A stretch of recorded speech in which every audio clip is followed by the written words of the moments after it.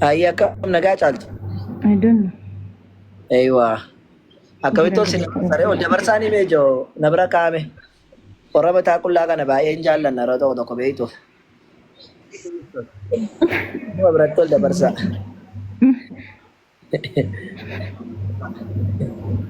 Gosh. Akkasii. Sini godaa. Waan naa gochuu dida si inshaallah baraaramta. Akkam nagaa geeti ati? Jirra galata waaqa. Baga jiraatte si galata waaqaa jette eenyuuf galata waaqaa qoota? Waaqni kun kamisii? Bismillah.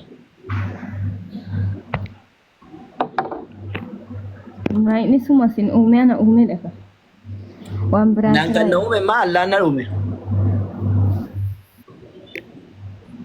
Allah na uume Allah fi waaqni je tokkuma.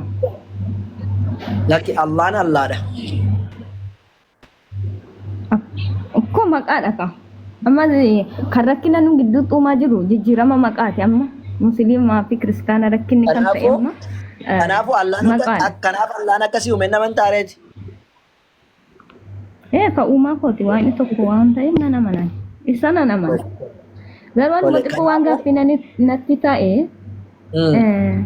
yeroo kadhatti Allah Akbar jettanii kadhattu amantoonni musliimaa jechuudha. Afaan kun afaanii Maal jettanii kadhattu? afaan arabii Allah Akbar. Irraa kadhatan akkasidha. Ani garuu dandeen dubbadhu jechuudha jecha kana.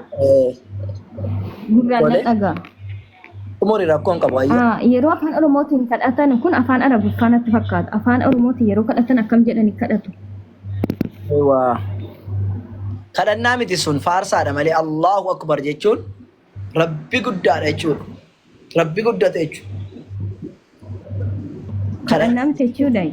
Allahu Akbar jechuun Rabbiin faarsuudha.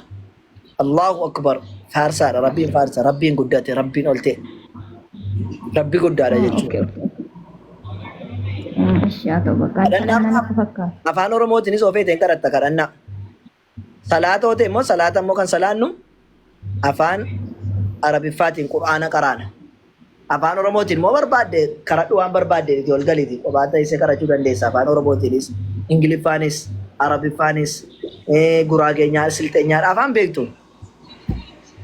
Salaatamuun hin danda'amu afaan Lakkis afaan Oromootiin salaanni salaatamu afaan Arabiffaatiin salaatamu. Yoom beeknee akkam godhu warri amma fakkeenya abbootiin keenya ammaan keenya nama barumsa qabu miti. Akkamittiin baruu danda'u afaan kana? Abbootiin keenya barataniiru amma fakkeenya abbootiin keenya warri kana dura turan aankoollee otoo baate abbootiin warri musliimotarraati dhalatan akaakayyuu akkichee naamteeshin korporeeshin telekominikeeshiniin kun amma sirriitti beeku jarri barataniiru jararraayyuu warri kun immoo baratan jechuudha. Kanaafuu suuratul faatihaa qallaaliidhaan baratu suuratul faatihaa qaraama salaata keessatti hin baratu jechuudha. Aadiidha. Hin baratu. Jijjiiramuu hin danda'u jechuudha afaan Oromootiin. Salaanni jijjiiramuu hin danda'u. Salaanni Quraana waan ta'eef Quraana afaan Oromootiin qara'uun hin danda'amu. Afaan Arabiffaatiin Quraana waan ta'eef Quraana osoo hin taane sila afaan Oromootti taataanaan hiika Quraanaa immoo salaata keessan ta'u Quraana jennaan afaan Arabiffaatiin Quraana jedhama. Quraanni afaan Arabiffaati malee afaan Oromoo sana miti. Okay. Thank you, Galatan. Okay. Si gaafadhu reetu gara biraatti hin darbinaan jette ture? Na gaafadhu kawaan. Ayyee. Amma naan dandeenye. Ayyee. Silaa uumaan kiyya Allaadha jetteetta. Yesuusoo maaloodha jettare? Yesuus ilmadha. Yesuus ilmadha. Ilma eenyu? Ilma Maariyaam. Kanaafuu namadha jechuudha.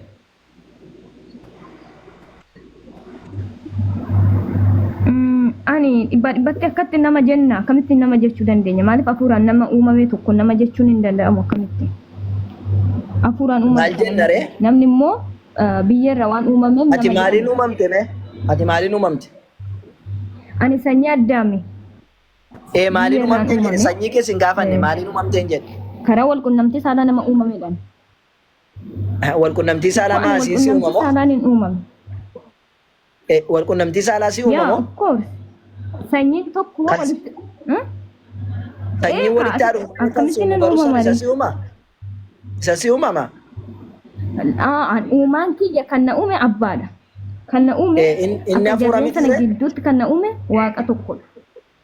Inni hafuura miti ree waaqni sun? Dhiigarraa na uume. Waaqni Yaa hafuura miti?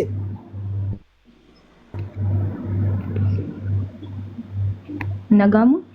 Inni dhaga'ama akkan jedhe waaqni sun hafuura miti hin jedhe. Neetwoorkii ishii na fakkaata. Eh, Maaltu? sirriidha ni hafuura. Kanaafuu atis hafuuraan uumamtee jechuudha. Jarree walaa rukutatan iyyuu malee hafuuraan uumamte miti ree? Laa, ani hafuuraan hin uumamne maaliif akkamittiin ani hafuuraan uumama? Ani Maaliin nama uumamte reeti? foonirraan uumamne. Ani nama foonirraan uumamne. Maalirraa Nama uumamte hin foonitti jenne? dhiiga. Maalirraa uumamte hin jenne? Eenyus si uumeen jedhe malee? Eenyusi uume wanaan jette? Kan na uume waaqa tokkodha. Kanaafuu waaqni si uume sun hafuura miti? Inni hafuuradha. Yaa. Kanaafuu Ani hafuura immoo si uumee foonirraa jechuudha si miti ree? Yes. Galatoomi. Ani nama Kanaafuu hafuuraan uumamte miti kan. atis hafuuraan uumamna ammaan hafuuraan hin uumamne anis akkuma keeti. Akkamitti Yesuus akkamittiin wal qunnamtii saalaa tokko malee hafuura duwwaan uumame. Kan Yesuusitti hin deebina garuu anaafsis hafuurumti akka nu uume hafuuraan akka uumamne akka bartu barbaade kan Yesuusitti moo nan deebi'a tole? Okay. Ayyo. Yesuus Kiristoos immoo Isaan alayhi salaam akkuma hewaan hafuuraan uumamte innis hafuuraan uumame. Hewaan wal qunnamtii saalaadhaan hin argamne. Hafuuraan uumamti. Okay. Kanaaf Yesuus Kiristoosis akkasuma hafuuraan argame. Kana jechuun Waaqayyo dandeettii isaatiin Addaamiin haadha malee ishee uume hafuuraan. Akkasuma Yesuus Kiristoosin dandeettii isaatiin dhiira malee haadha irraatiin isa uume jechuudha. Kanaafuuti hafuuraan uumaman lamaan isaanii iyyuu naafsi abbaan sababa haatiif abbaan sababaa ta'an iyyuu malee hafuuraan uumamne yookiin hafuuratu nu uume yookiin waaqan nu uume jechuudha. Hafuuraan isin jedhu akka macaafa keessatti dubbadhaa jechuudha. Akkasuma jarri kun illee abbaa dhabdu malee haadha dhabdu malee waan rabbitu ishee uume. Yesuusis abbaa dhabu malee rabbitu Allahtu haadharraa isaan uume jechuudha.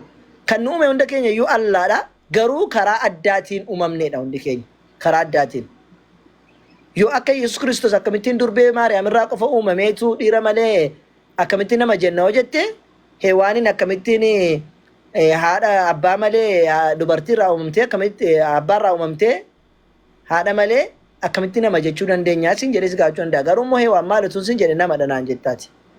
Akkamittiin haadha malee uumamtee namadha jetta yoon sin jedhe naan jechuu dandeessa yookaan mul'akki naan jechuu dandeessan beeku yaada kee. Garuu walumaa galattu Yesuusis durbee Maariyaam irraa uumamuun raajii Waaqayyo taasisedha. Hewaanis abbaa irraa dhalachuun ishii raajii Rabbi taasisedha malee dirqama abbaa malee waan dhalateef isheenis haadha malee waan dhalatteef Waaqayyo jiraan jechuu hin dandeenyu siin jechuu kooti. Waan jara uumetu jira waan ta'eef.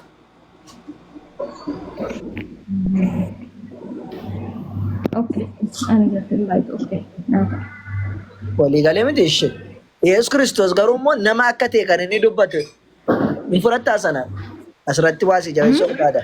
Yesuus akka macaafaatti nama ta'uu isaati kan inni dubbate ni fudhattaa sana.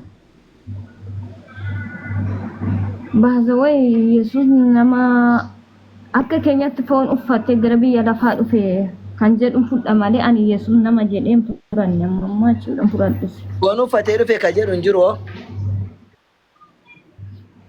Nama dhufiin jedha malee foon uffadhee dhufe hin jenne Yesuus. Ani namadha. Akka keenya gara biyya lafaa gaafa dhufe foon uffatee dhufe. Uffatee dhufe kan jedhu hin jiraa? Yaa jira wangeela agarsiisime. kan jiru argina. Wangeela nama biraa. Nama ta'e jedha malee foon uffatee dhufe kan jedhu hin jiru. Gara biyya lafaatti gaafa dhufe jedhu Waaqayyo foon uffatee gara biyya lafaa dhufe jedha. Ati gaafa biyya lafaatti dhufte sibiila uffattee dhufte?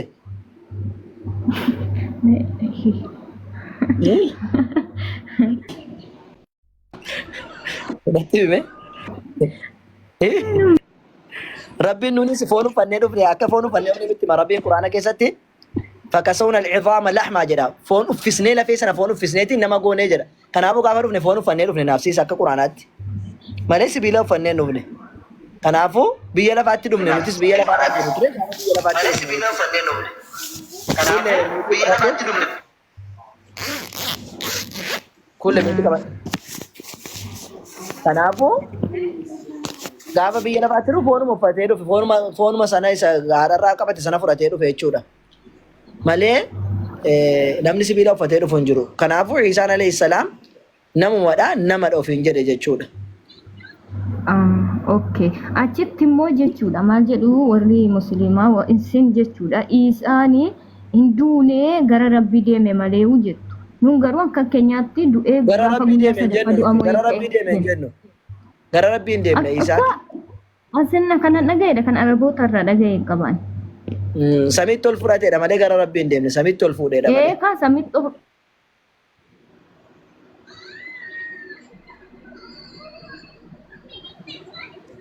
deemee gara isaatti ol fudhatee jedhe. Dubbiin ol fudhate jedha malee Rabbi bira hin deemne. Jettu moo sin akkuma isaanii? Ol maa muslima kaanuti ol fura Rabbiin subhaanahu wa ta'ala ol isa fuudhe jedha samitti.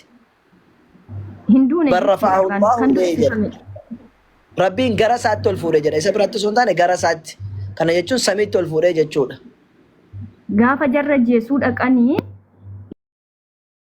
isa otuun ta'e Araboota sinoo akkam jettu dubbii kana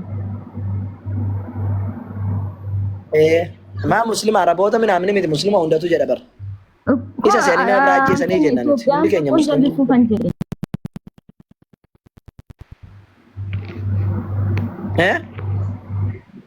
amantoonni musliima Itoophiyaa keenyatti qocha irraa jallisuu fi kanaafan si gaafadhee kan. Laakiin jallis nu kattitaan ma dubbanna addunyaarra muslimni jiru hundumtu tokkumadha akka jedhu muslimni addunyaarra jiru hundu Isa alayhi salaam hin ajjeesne itti fakkaate nama biraa ajjeesa Isa amma rabbitu ol gara samiitti ol isa fudhatee jenna.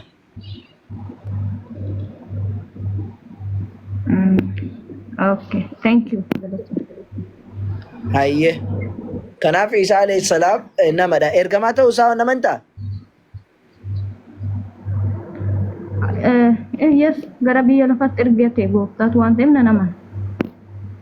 Kan samiitti ergame silaa waan jiru hundumtu lafumatti ergame. Kanaafuu ergamaa ta'uu isaa namantaa jechuudha.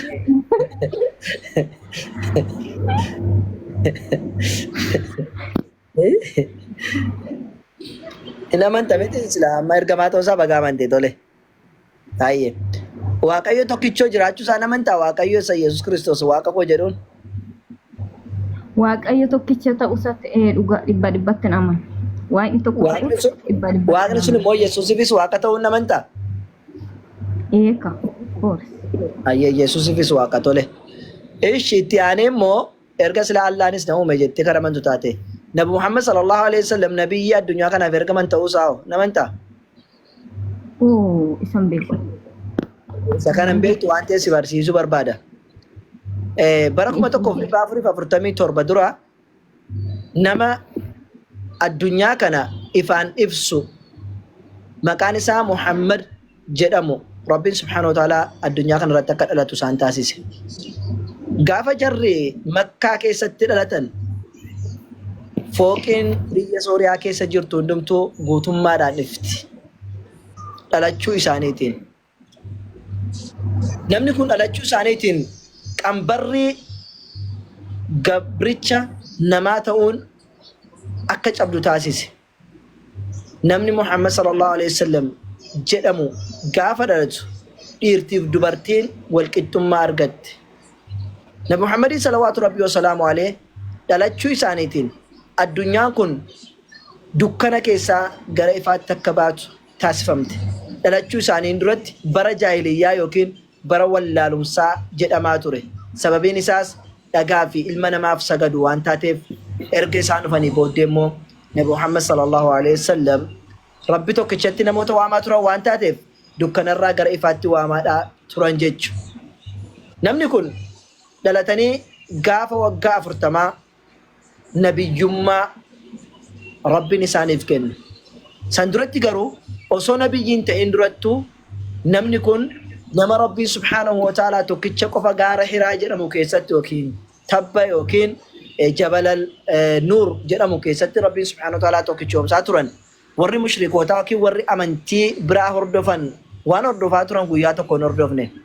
Dhuguu fi sirbuu yookiin caffaruullee kun irraan argamne ijoollummaadhaa kaasanii nama amanamaa fi jaallatamaa filatamaa namaa turani. Sanarratti Rabbiinis nama amanamaa nama bukkeetti ta'e jaallatamaa nama bukkeetti ta'e nama akkasii sana isaan keessaa nabiyyummaadhaan filate. Kana booddee Nabi Muhammad sallallahu alaihi wasallam waggaa 13 biyya isaanii keessa Makkaa keessatti Rabbiin tokkichoomsaa jechuudhaan namoota waamicha gaafa waaman warri kaan akkamittiin waaqa nuti 316 qabnu yookiin waaqa nuti gabbarru akkamitti dhiisinuun jettee kanatti waamna jechuudhaan Nabi Muhammad sallallahu alaihi wasallam reebanii cabsanii ilkaan isaanii akka cabu ta'ee lukni isaanii akka dhiigdu taate salawaatu rabbii wasalaamu alayhi. Haa ta'u malee ilkaan na cabeera lukni na dhiigeera jedhanii gara rabbitti waamuudhaa hin dhiifne rakkinaa fi gadadoo kana hunda dandamachuudhaan Nabi Muhammad salawaatu rabbii wasalaamu alayhi hordoftoota hedduudhaa horatani. Dhumarratti garuu warri Qureeshotaa nama kana ni ajjeefna jedhanii waliigaltee taasisan. Waliigaltee isaan taasisan kana keessatti Nabi Muhammad salawaatu rabbii wasalaamu alayhi gariin nama kana baafnee eekeleetti binnee ajjeefna eekeleetti goona jennaan seexaanni immoo jara gargaaree lakki jedheen Abaa Jahal kan jedhamu abbaa wallaalaa kan jedhamu lakki gosa Qureeshotaa 12 waamneetu tokkoon isaanii keessaa filannee jarri 12 akka nam tokkotti rukutanii haa ajjeesanii jedhanii mari'atan. Garuu Rabbiin subhaanahu wa ta'ala Jibriiliin itti ergee Nabi Muhammadin mana dur keessa bulan keessaa akka hin bulle isaan ajaje. Nabiyyiin kunis gara hiriyaa isaanii mana Abaa Bakrii Siddiiqiin deemanii bakka isaanii Aliyyi radiyallahu anhu mucaa eessuma isaanii ka'anii deeman jechuudha. Warri kun ajjeesuudhaaf gaafa eeggataadhaa bulan gaafa bakka siree isaaniitti deeman kan achi jiru kabiraadhaa ture jechuudha. Haa ta'u malee Nabi Muhammad salawaatu rabbii wasalaamu alayhi rakkina kana hunda keessa darbaniiti akkaataa ajjeechaa ragahanii jennaan anis nan ajjeesan jenne hordoftoota isaanii fudhatanii loluudhaaf hin deemne. Garuu wanti isaan godhan godaansa rabbiin isaaniif eeyyamee biyya jaallatan dhiisanii rabbi tokkichoomsuuf jecha biyya sanaa bahan jechuudha. Rabbi tokkichoomsa jechuudhaaf rabbi tokkichatti waamuu isaaniitiif dhagaa fi mukaa fi ilma namaatiif hin sagadinaan gabroominaa jechuudhaaf kunoo rakkoof gadadoon kun irra gahe garuu isaan biyya jaallatan dhiisanii ba'an malee namoota sana loluudhaa hin barbaanne. Haa ta'u garuu jarri kun gaafa jarri achi keessaa ba'an maatii isaaniillee rakkisuudhaa hin dhiisne. Kana qofaayyuu miti. Nabi Muhammad salawaatu rabbii wasalaamu alayhi nabiyyi kana biyya inni jiru keessatti illee isa loluudhaaf lola banuudhaaf saraawitii isaanii yookiin loltuu isaanii qabatanii lola baay'ee irratti gaggeessan. Garuu Nabi Muhammad salawaatu rabbii wasalaamu alayhi waggaa kana guutuu jara loluudhaaf gara Makkaatti hin deebine ture. Garuu isaan jara loluudhaaf gara Madiinaatti gaafa deeman yeroo hedduu ofirraa qolataadhaa turan jechuudha. Nama biyya gadhiistee fi baatee biyya jirtu keessatti immoo lakkaasis hin jiraattu jedhee dhufu carraan ati qabdu silaa biyya jaallattu dhiistee baate waan ta'eef ofirraa qolachuu waan ta'eef ofirraa qolachaadhaa turan jechuudha.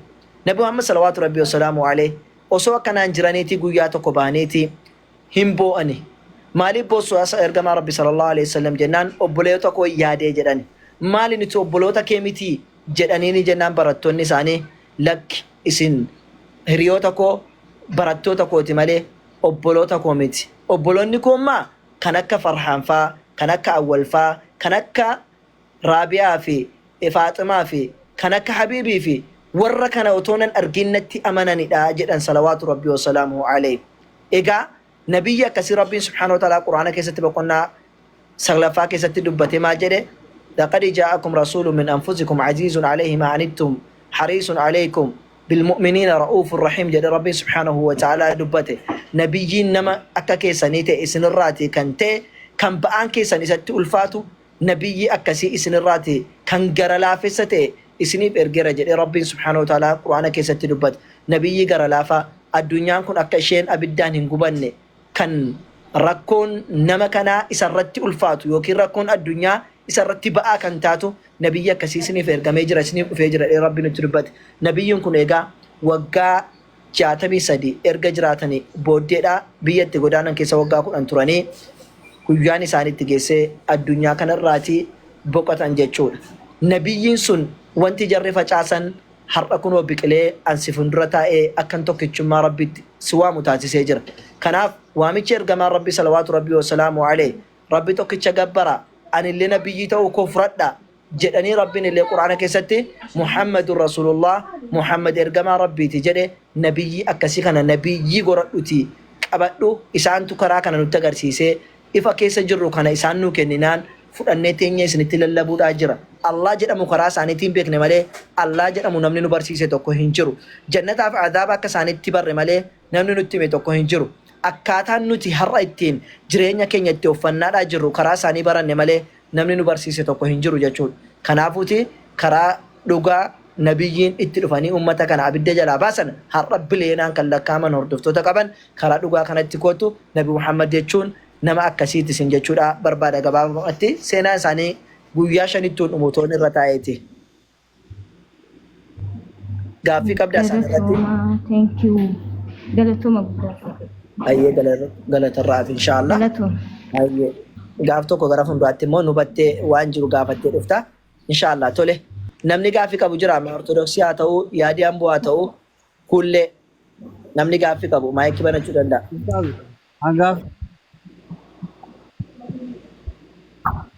Yaada akkam nagaa keete? Gaaffii. Gaafadhu. Ani gaafachuu danda'a? Gaafadhu rakkoon qabu. Gaaffii seera qabeessa taanaan. Nagaadha akkam fara? Nagaadha alhamdulillah fayyumaa? Ayyee gaaffii namseera. Jira galata waaqayyo. Ayyee gaafadhu.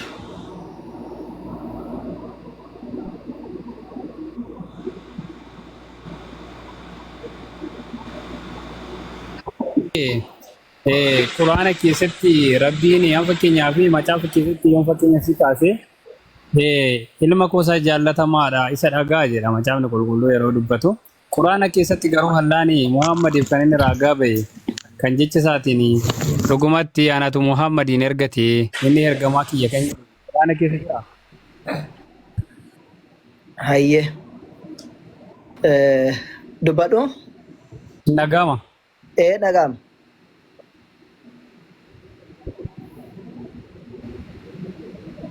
Ayyee. Ayyee. Jalqaba irratti Okay. kun ilma koo tokkicha isaanii jaalladhu kan jedhe namni bakka sana jiru kan dhagee tokko hin jiru dhagee rooka jettu taate ragaanaa kennita. Fakkeenyaaf barri kun itti jedhame gaafa cuuphaa Yohaannis cuuphaa yeroo sana cuuphaa jirudha. Kan wanti kun dubbata. Tole kan dhagee immoo Yohaannis cuuphaa miti kan nutti himaa jiru immoo Yohaannis isa wangeela barreessee nutti himaa jira.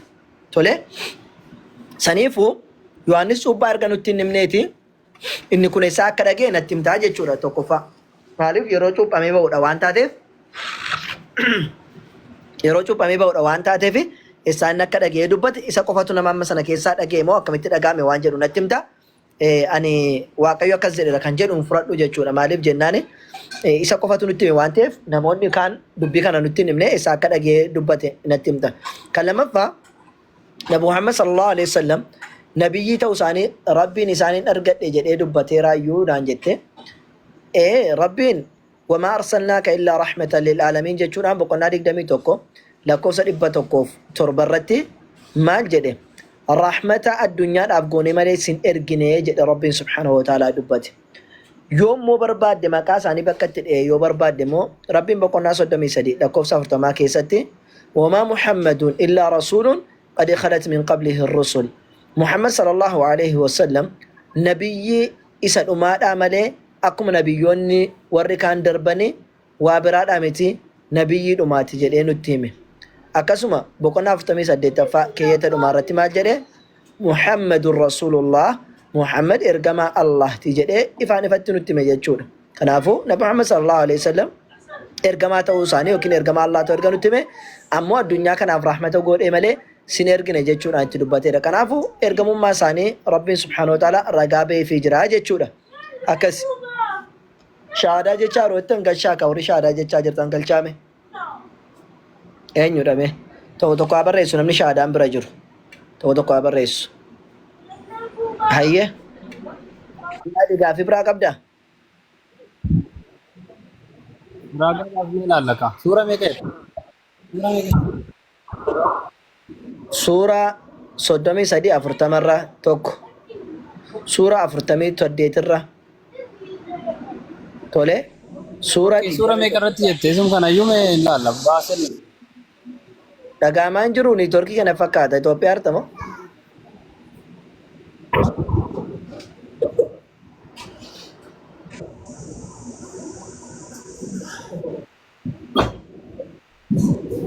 Sitti dhagaamaa jira?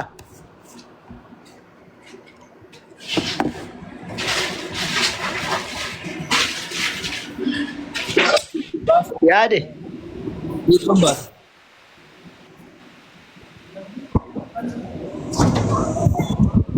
Dagaan jira. Ishoo dhagaamaa jiraate baasi.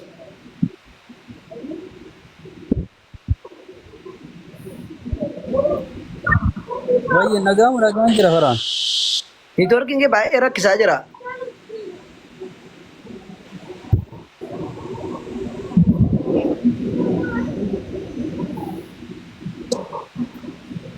Yeroo nu jalaa goba waan ta'eef hin dabarra neetworkii keessa reeffadhu kootu bakka.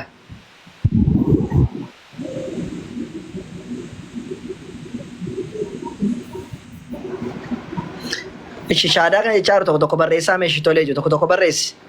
Firii shaadaa jettan an argaa hin jiru tokko tokko barreessaa.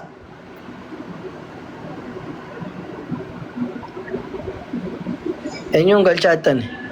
Anatti mul'atu namni galchu subhaanallah. Tokko tokko haa barreessani. Nama ergate jala deemee barbaada. Olur. Ayi ammasitti kuullee jirtaa? Free, okay, free argeera. Kuullee jirtaa? Kuullee waan jiraanne tiiti.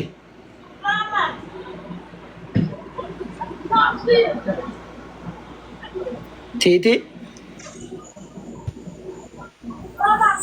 Firaa moo firii jedha fira? Habit. Kam nagaa?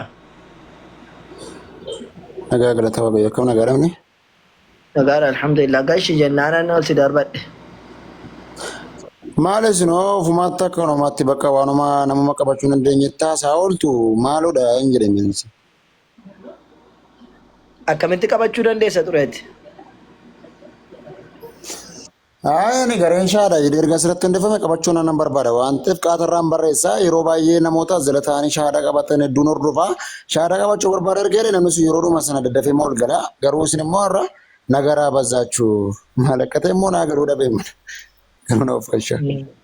Rakkoon tokko hin jiru maaliif ta'e beektaa? Yeroo baay'ee ani kumantii tokko hin taane waan hin dubbadhu irratti atokkora waan ta'eef sanii fookasii ka godhu san irratti kumantii yeroo baay'ee waan ilaalleef gidduu ture yoo ilaale malee saniif silaa warra moditaraasii gachuu qaba malee yaani fookasiin godhu yeroo baay'ee kumantiitti saniifi tole walumaa galattuu maal gaaffii qabdamoo maal qabdame rakkoon tokko hin jiru na biratti kaa'amee na bira iyyuu taa'e ijuma dallanteef. Akkasuma yaa'e. Ishi.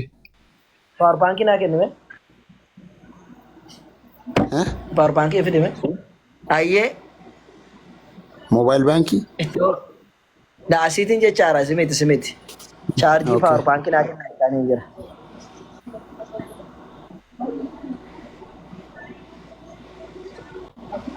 Ayyee.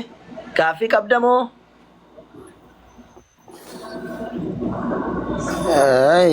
Ani baay'ees mini gaafuma muraasan qabaa. Gaafa. Iski Allahan ani waaqa ani rabbiidha gabbaramaa nana malee hin jiru anatti amanaa ani jireenya anatti amanaa ana malee daandiin dhugaa hin jiru isa jedhu meessi ragaanatti ilaalla. Hayyee boqollaa 20:10 irratti innani ana Allahu laa ilaaha illaa ana fa'budni jedha. Ana malee Allahan dhugaadhaan gabbaramaan hin jiru ana qofa gabbaraa'u jedha Rabbi. No sammuun miti sammuun osoo hin ta'in Quraana irraa natti Ati agarsiisa. agarsiisa. Quraana irraa Sitti mul'ata malee laata? sammuudhaan isa sun hin danda'amu. Nayyaala. Nayyaala yoo bilbilli koonteedha bilbila ijoolleen jalaa fudhate. Aayipaadii naa kennitu kana fudhattanii ijoo bilbila kana fudhattanii. Yalla fidaa isa. Qo'al tokko aayipaadii naaf haa kennanii tole. Isa sirriitti sitti mul'isa kun xiqqoo waan ta'eef sitti hin mul'atu sirriitti. No problem. Tole. No problem rakkoon jiru.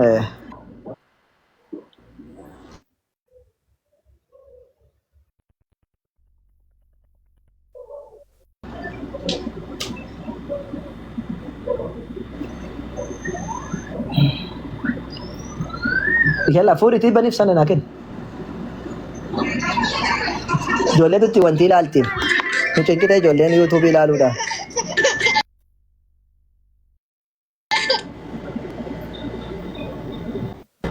Ishi.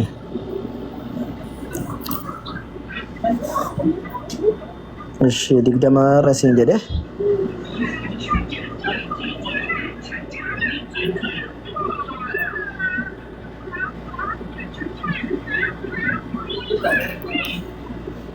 Kunoo meems.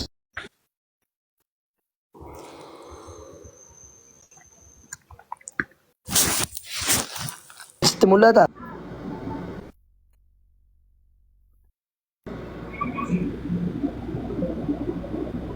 Mul'ata?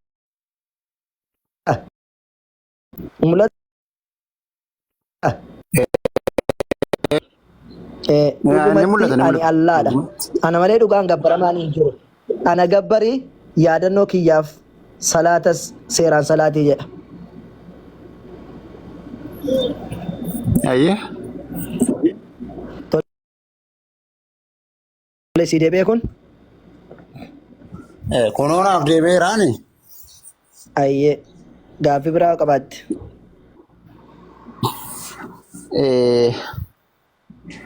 Gaaffiin biraa Nabi Muhammad waaqa jettanii itti amantu moo akkamii waanidha waansa? Lakki Nabi Muhammad namadha. Rabbiin Quraana keessatti boqonnaa 18ffaa keessatti Ishama fakkeenya yeroo baay'ee maqaan dhiifama maqaan Nabi Muhammad yeroo dhaamu uummanni musliima baay'ee dallanu maqaan Muhammad bakka akka salphatti yeroo qeeqamuus haa ta'u faarfamuus haa ta'u yeroo maqaa Nabi Muhammad dhaamu bakka akka waan rabbiin arrabfameetti jedhanii yaadu jechuudha. Kanaaf immoo akkamitti maal jettuus Nabi Muhammad akkamitti ilaaltus? Ayyee. Dhugaadha Nabi Muhammadin miti maqaa haadha koo yoo dhoofte anu baay'een rabbashama baay'een jeeqama. Tole Nabi Muhammad salawaatu rabbii wasalaamu alayhi jarri immoo haadha kiyyaaf abbaa kiyya caala bakka na biratti qabu. Tole namni haadhaaf abbaa isaatiif quuqamee sababa haadha abbaa isaatti booksiidhaan lafa nama buusu otoo ansi bira dhaabbadhee haadha kee arrabse yoo humna qabaatti booksiin oofte lafa na buuftaa yoo kana achi yoo dandeesse illee na gafattartaa yoo kana achi muna arrabsitaa yoo kana achi dhagaadhaan na dhooftee fiigda jechuudha.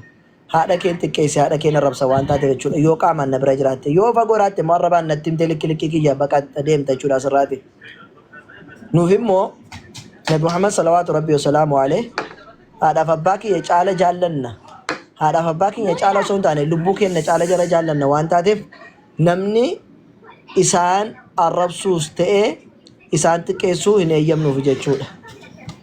Saniif Nabi Muhammadin salawaatu rabbii wasalaamu alayhi kanaaf malee wanti nuti wanna jennu waan biraadhaaf miti. Wanni kana goonuuf immoo maali jennaan waan haatiif abbaan kee siin goone nuu godhani. Innis haatiif abbaan kee si dhalchanis si nyaachisanis si obaachisan malee qaama kee kanaaf akkaati jajjabaattu si godhan malee lubbuun kiyya akka jabaattee lubbuun kiyya abiddarraa baraaramtu kan na godhan garuu Nabi Muhammad salawaatu rabbii wasalaamu alayhi waan rabbiin isaanitti hime gara dukkanaati ifatti akka ba'uuf Nabi Muhammad sallallahu alaihi wasallam lubbuu kiyya abiddarraa na baraaraniiru waan ta'eef nama lubbuu isaa kennee lubbuu kee baraare isaaf dubbachuun dirqamuma jaallachuunis dirqamuma jechuudha.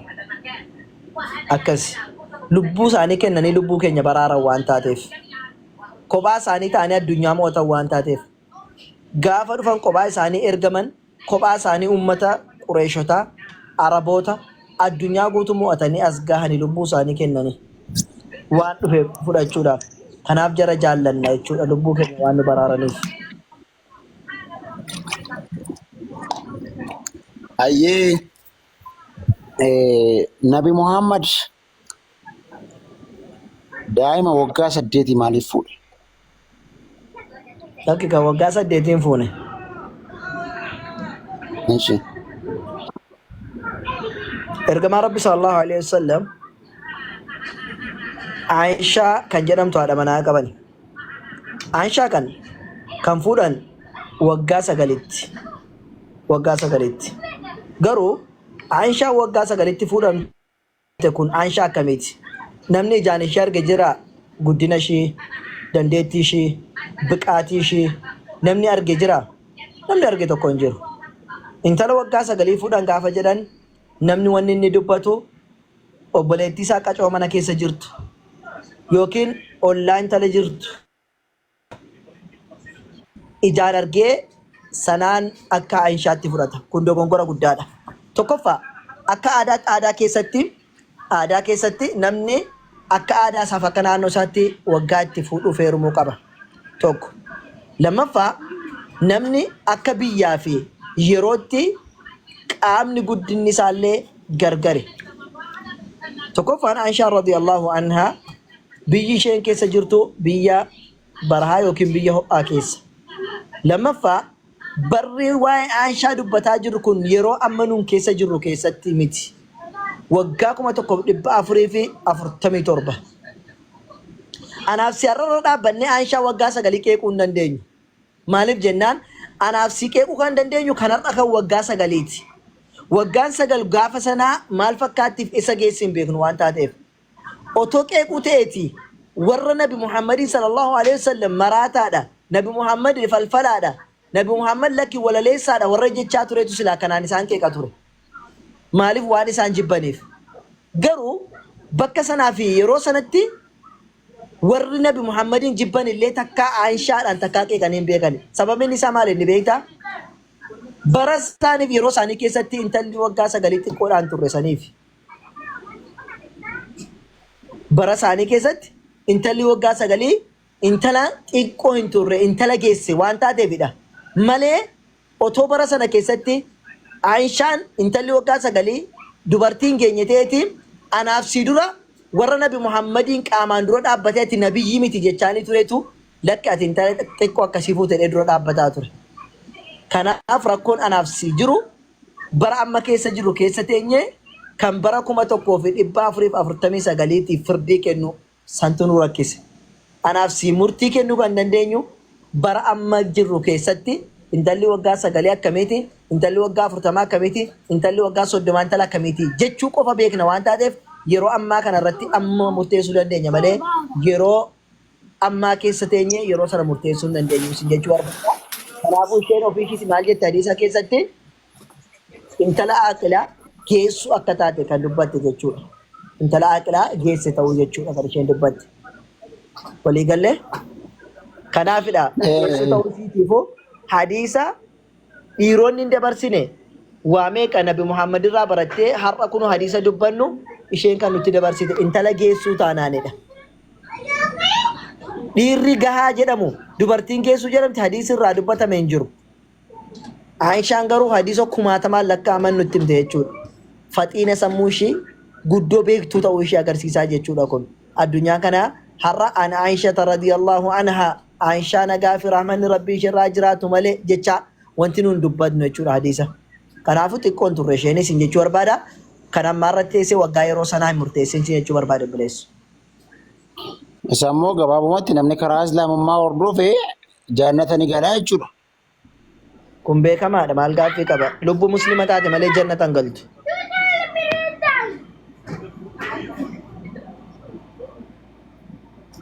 Ayye. Nageessa. Nan nagaa. Ergamaa Rabbi sallallahu alaihi wasallam hadiisa sahih Muslim 202 irratti laa yadkhulul jannata illaa nafsun muslim jedhan. Lubbuu muslima taate malee jannata galtu hin jirtu jedhan. Lubbuun tokko illee jannata hin galtu muslimoo taate malee. Kanaaf Rabbinis Quraana keessatti boqonnaa 3 lakkoofsa 85 irratti islaamummaan ala namni fidatee dhufe warra hongee yookiin warra kasaaraati jedha. Saniifuu islaamummaan ala kasaaraadha jechuudha. Sii galee? Naaf galee ammoo. Gaaffii biraa qabda? Gaaffii kana naaf deebisuu keessaniif baay'ee isaa galatoomaa. Garuu immoo namni amantii musliimummaa hordofe, amantii islaamaa namni hordofe, karaa amantii musliimummaa namni hordofe dhuguma jannata ni gala. Ni gala jannata ni gala. Namni karaa islaamummaa qabate jannata ni gala. Isa jedhu Baayirgiit osoo xiqqooma ishee quraana irraa osoo natti agarsiistanii ishee bakka sana booda dhumateera. Ishi afaan arabiffaatiin jira hadiisni. Afaan arabiffaatiin jira baasee si agarsiisa tole rakkoon qabu. Garuu afaan arabiffaatiin jira yoo dikshinari irratti hiiki jettee hiikuu danda'a garuu googileen sirriitti hin hiiku. Hadiisa amma sitti hime si agarsiisa. Silkiin kun maaliif jal'ate jooko? Dur akkasiin turre. Ijoollee ija jal'ise. Maalumaafuu hadiisa 202 siin jedheera. 202. Sarchi sii godha siif haa banu.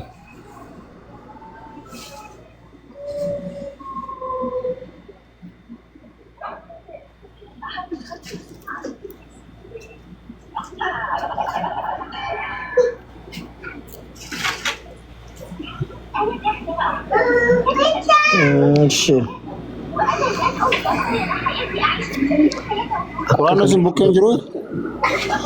Kunoo arabiffaan si fidaa hadiisa kan si fidaa jiru. Tole. Ayyayi. Hadiisa 202 iddoo isaan barbaadaa jira.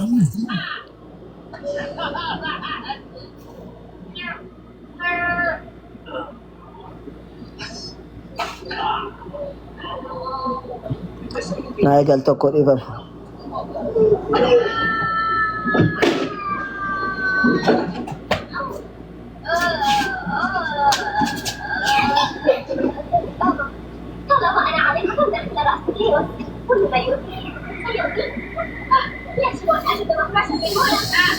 Kuno Sahih Bukhari irra siin jira. Sahih Muslim irra siin jira. Ibn Abbas digdami lama Sahih Muslim kan sila siin jedhe. Garuu Sahih Bukhari irratti siifin hima hunda isaarrayyuu maal jedhe Sahih Bukhari 6528 irratti maal jedhe annal jannata laa yadkhuluhaa illaa nafsul muslimaa jedhe jannata lubbuu muslima taate malee hin galtuu jedhe jannata lubbuu muslima taate malee hin galtuu jedhe ammas Sahih Muslim 111 irratti maal jedhe annahu laa yadkhulul jannata illaa nafsul muslim bar beeka lubbuu muslima taate malee jannata kan galtuu hin jirtuu jedhe Sahih Muslim 221 irratti sila 202 siin jedhe dogongoree 221 jechuu kiyya maal jedhe wadhalika kun jechuudha annal jannata jannanni laa yadkhuluhaa inseenu illaa yoo ta'e malee nafsun muslim lubbuu muslima taate yoo taate malee hin galu jannataa jedhe walii gallee amma sorbaade Sahih Muslim 121 asirratti sin argama أما سنن أبو داود كما تقول بتر بعفيك دمي تر برت لا يدخل الجنة إلا نفس المسلمة لب مسلمة تعتمد جنة قلت جدا أما صور بعد كنا سنن ابن ماجه كما أفري في بلا ما في سدتمي سديرتي مال جده وذلك أن الجنة لا يدخلها إلا نفس المسلمة جدا مسلمة لكن قلت هو بعد إسقار سيدون دا anyway بعير أشوكوت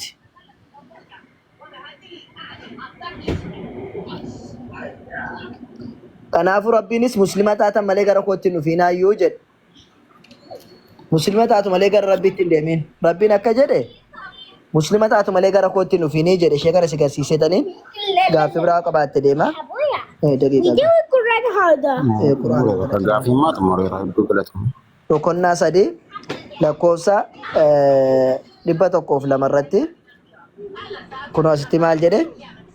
Yaa warra amantan jedha fi yoo mul'atu taate kun jedha yaa warra amantan dhugaa sodaa isa rabbiin sodaadha dhugaa sodaa isaa rabbiin sodaadha dhugaa sodaatamuu qabu rabbiin sodaadha jechuudha musliimoota taatan malee hin du'inaayyuu adaraan siin jedha firaa musliima taatu malee hin du'in kun dhaamsa rabbiiti musliimoota taatan malee hin du'inaa lubbuun kee musliima taatu malee akka gara isaatti hin deemne Rabbiin ijaaf miilla harka hunda sii kenneera garuu harka keef miilla kee fidduu malee fudhattee malee hin du'isiin hin jenne Maaliif jennaan miilaaf harki kee biyyee ta'e waan hafudha. Islaamummaan kee garuu bor rabbi fuuldura waan si dhaabudha. Kanaaf muslima taatan malee hin dhufiina rabbiin isiniin jedhe. Kanaaf yoo rabbi itti laaffise muslima taatu malee addunyaa kanarraan godaanis jechuu barbaada obboleessa kiyya. Gaaffii biraa qabaatti dhufuu dandeessa. Muslima taatan malee hin du'inaa. Eh, Bara shaadana qabsiisaa dafa akkas taana. Inde? muslima taatu malee hin Dafa turtan dafa. itti amantee jennaan ni qabattaaf shiroo fi keeyyuu qabachuu dandeessa. Maata akka cinqiin barbaachisuu ta'e iyyuu sii galuu isaati. Muslima taatan malee hin du'inaa jedhama. Dafa na qabsiisaa daqiiqaa yeroo wanyaataa raam.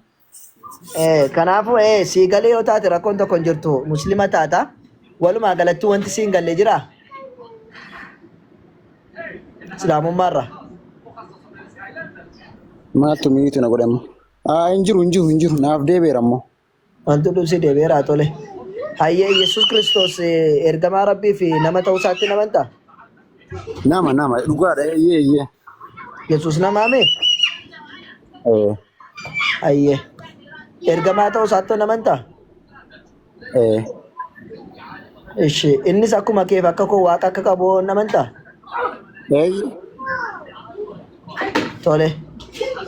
Kanaafuu mee Yesuus Kiristoos gabricha rabbii malee waaqa miti jedhe. Yesuus nama malee waaqa miti jedhe. Yesuus nama malee waaqa miti.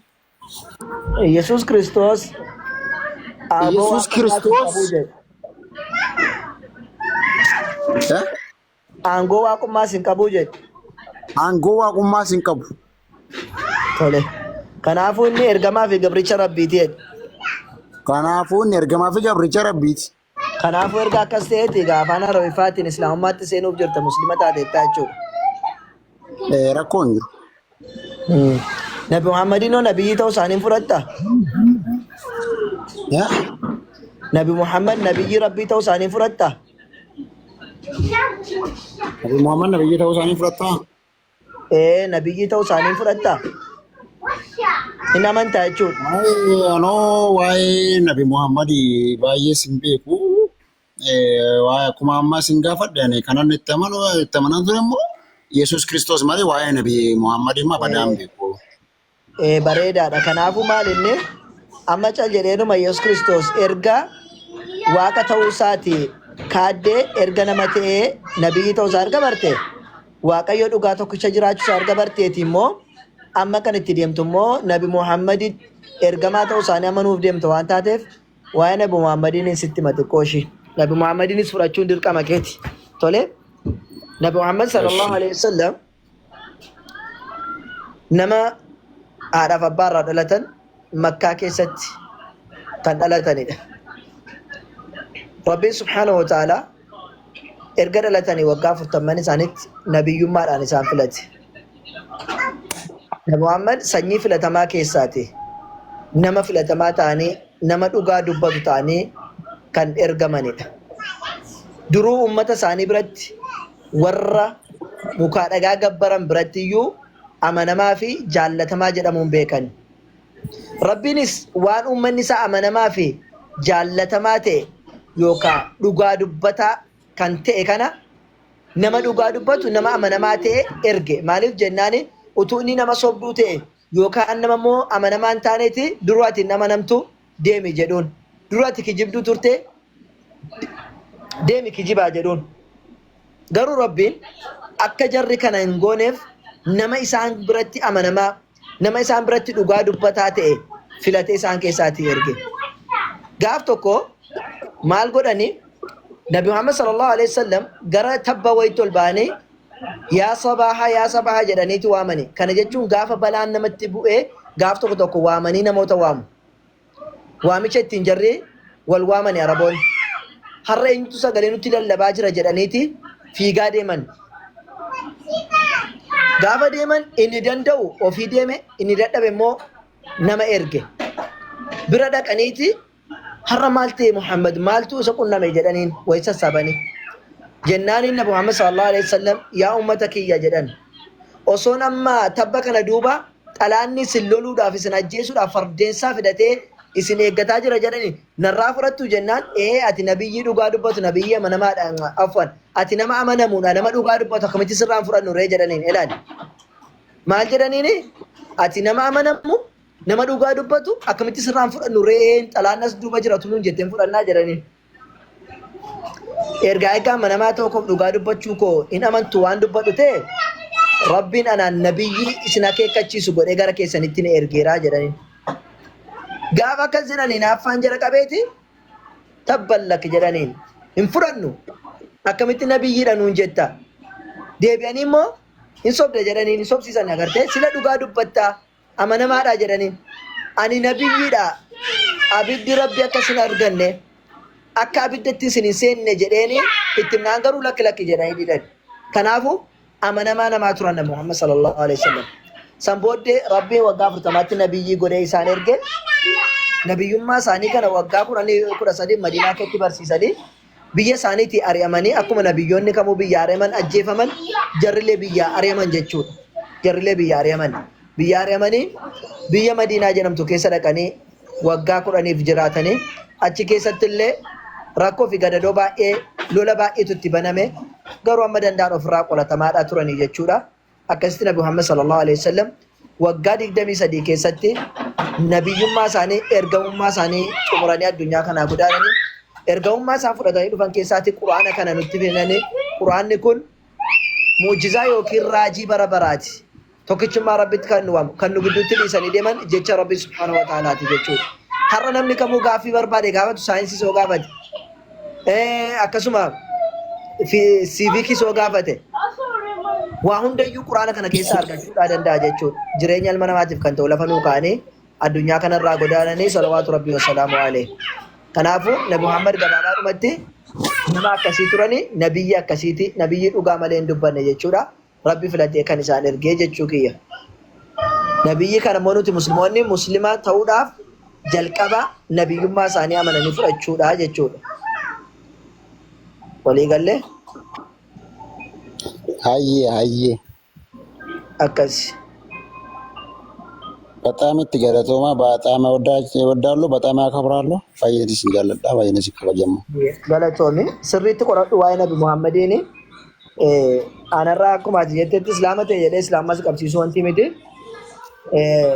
በረቹን በርባቻዳ ቱ እስላማ ፍረቴዮ ስሪት ዋይ ሳሊስ ቆረቴ በረቹን በርባቻዳ ወንቲ ተሰና ጅራን ጅሬኛ ዋንቴፊ በርግጥ አትራቢ ቶክቻ መንቴታ ኢየሱስ ኤርገማ ረቢ ጀቴታ ዋቀተው መሩ ጀቴታ Nabi Muhammad ilmoo nabiyyummaa isaa fudhachuudhaaf rabbi tokkicha sana beekteettiin jiraachuudhaaf dirqama Nabi Muhammad jala deemuudhaa qabdaa jechuudha. Walii gallee? Ustaazan immoo jaannata qofa galuun barbaadan immoo jaannata galuun barbaadan. Jannata galuudhaaf dirqama Nabi Muhammadin hordofuudhaa qabda rabbitti amanuu qabda. Ayyee rakkoon qabu bakka ammoo isin. Jannata galuudhaaf Nabi Muhammaditti amanuu qabda hojii gaggaarii dalaguu qabda. Rabbiin quraana isaa keessatti boqonnaa 22 lakkoofsa 12 akkasuma boqonnaa 47 lakkoofsa 14 irratti rabbiin amananii fi hojiiwwan gaggaarii dalagan jannata isaan galchaa jedha. Kanaafuu yoo isatti amantee hojii gaggaarii dalagde jannata galtaa jechuudha. Bakka immoo jaannata qofa galuun barbaada yoo jaannata hin galin immoo madooshaadhaan buqqee namaadhaanii ardii torba jira nama deebisanii jiran san immoo fedhu jaannata qofaan fedhan madooshaadhaan rukutamuun barbaadu. Madooshaa nutti xiqqaata jaratti imma madooshaa sana sitti xiqqaata yoo diddee sanaan deemte kanaa madooshaan barbaaddu taana. Saniin rukutamuun barbaadu kan jaannata man barbaada kanaaf garaan dhufeena. Kanaafuu sammoo amma shaadaa qabadhuti waa'ee Nabi Muhammadiin baradhu kaasammoo waa'ee Nabi Muhammadiin hin baratta.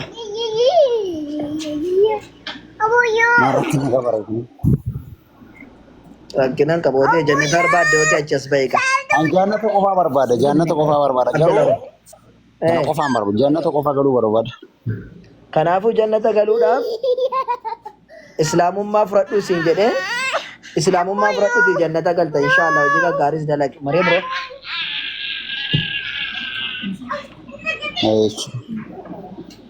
Mee achas bahee viidiyoo si ilaalla sumaanuu shaksii kee kana. Maala no suma suura irratti argitan kana malee nu keessaa waan jiruufanii barreessa. Dukkaan argitanii? Niitoorkiin kee kun maaliif gurraachofti isaa moo ana biratti ijoo? No, dukkana keessa waan an jiruuf ani bokkaan roobe bar bokkaan roobe kunoo isin agarsiisuu danda'a. Dukkana keessa jira.